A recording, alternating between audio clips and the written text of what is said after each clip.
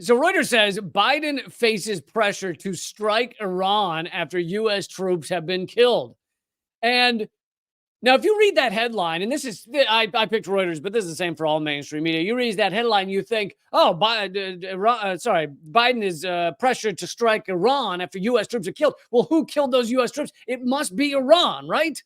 That is the answer you would come about if you just think about this title and surmise it, and postulate about it and think a bit about it. But so you continue into the article, the killing of 3 U.S. troops and wounding of dozens more on Sunday by Iran-backed militants is piling political pressure on President Joe Biden to deal a blow directly against Iran. So now we hear Iran-backed militants, and we're going, well, okay, well, what does that even mean, Iran-backed? I mean, the U.S. backs militants around the world. We have funded and armed Al-Qaeda offshoots at times. So you could call Al-Qaeda U.S.-backed, a U.S.-backed militant group. Al-Nusra, an Al-Qaeda offshoot. We have funded and armed them. So you could call Al-Nusra a U.S.-backed militant group. Okay, well, if we're playing that game, well, then the genocide against Palestinians right now is absolutely U.S.-backed. I mean, the bombs being dropped on Palestinians, many of them are American-made bombs. The bombs being shipped over there, tens of thousands since just October 7th, have been shipped to Israel to facilitate this genocide. The U.S. has admitted to having sent special forces to Israel. Now, they claim they're just there for advisory reasons, but that still means U.S. special forces are there to help facilitate this genocide. On top of that, you have the New York Times, and I covered this the other day, the New York Times also admitting, according to administration and government sources, that the CIA is helping Israel assassinate Palestinians. So, and you have the U.S. military flying drones over Gaza in order to give information to Israel to facilitate this genocide. Okay, all of that you take together and you go, wow, that is one very U.S.-backed genocide, is it not, folks? Okay, so U.S.-backed genocide against Gazans, against Palestinians. So you get into this Reuters article. Still, we don't know where this happened or by who. We've just heard Iran-backed militants, and we have not heard anything about a location. So you're reading this article and you're going, wow, the Iran killed U.S. troops where? In Europe? In the U.S.? Where did they kill them?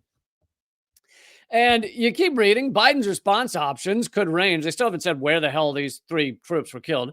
Could range anywhere from targeting Iranian forces outside to even inside Iran, or opting for a more cautious retaliatory attack solely against the Iran-backed militants responsible, experts say. Okay, again, we hear about Iran-backed militants. Still never heard who these militants are or where it happened. American forces in the Middle East have been attacked more than 150 times by Iran-backed forces in Iraq, Syria, Jordan, and off the coast of Yemen since the Israel-Hamas war erupted in October. Now, let's remember, this is not an Israel-Hamas war. This is an Israel genocide. This is, even if you wanted to call it a war, which it's not, when you commit genocide, you're just obliterating a people, ethnic cleansing. It's not a war with them. That would imply some sort of even remotely even fighting ability. This is instead a genocide. But even if you wanted to call it a war, it would be an Israel-Palestinians war, an Israel-Gaza war. But they don't call it that because that would make people side with, guess what, the Palestinians. Instead, they call it the Israel-Hamas war to subtly remind you that this is just against Hamas, right? As we kill 26,000 people, over 26,000 now. And if you count wounded and missing, you're at 100,000.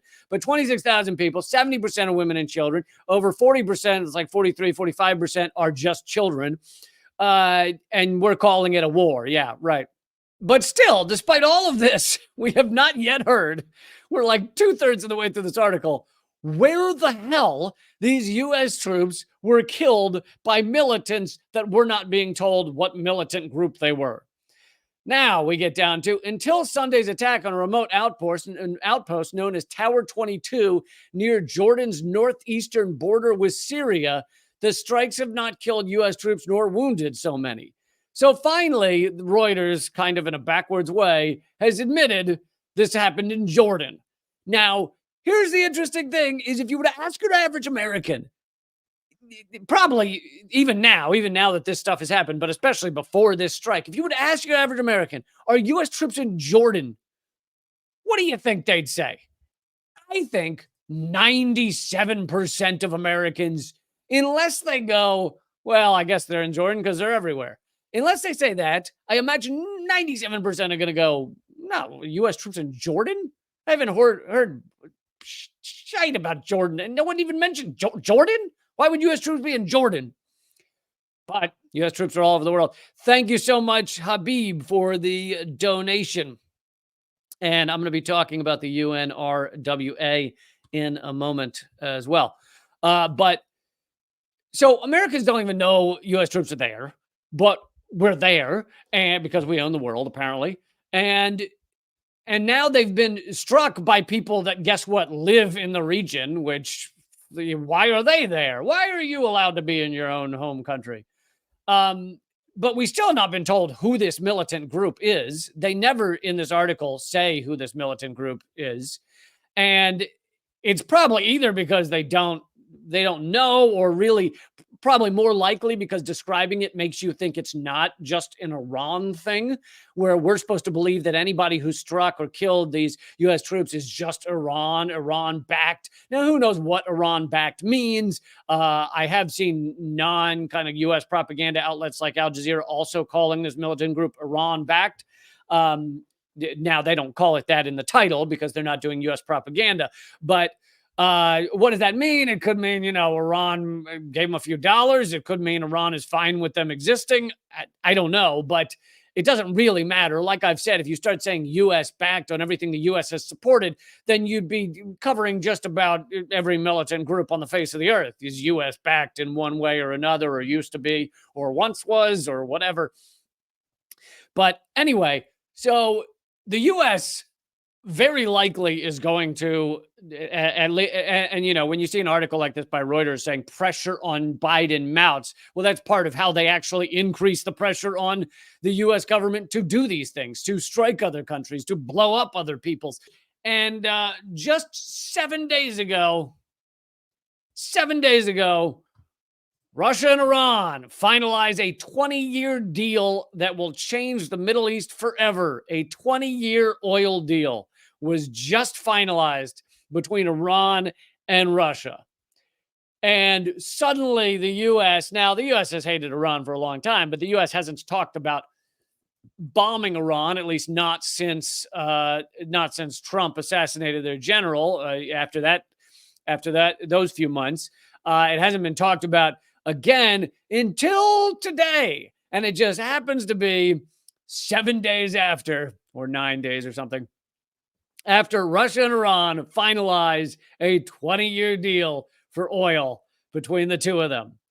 And yet again, these are two of the countries that are outside of the petrodollar, infuriating the U.S. They're outside of the U.S.'s central banking's tentacles, and it's infuriated the U.S. for a long time. Part of the reason the U.S. wanted a proxy war in Ukraine to begin with.